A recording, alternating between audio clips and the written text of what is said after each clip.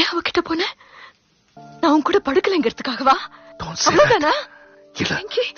கல்யாணி, பைத்தியமா இருந்தவன் ஒருத்தருக்கு ஒருத்தர் மேல உயிரை கொடுப்பேன்னு சொன்னியே,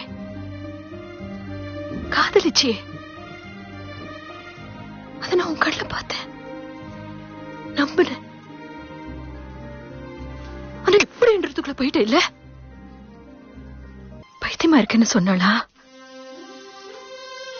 நான் எவ்வளவு வாட்டி அதை சொல்லியிருப்பேன், மறந்துட்டேன் இல்ல?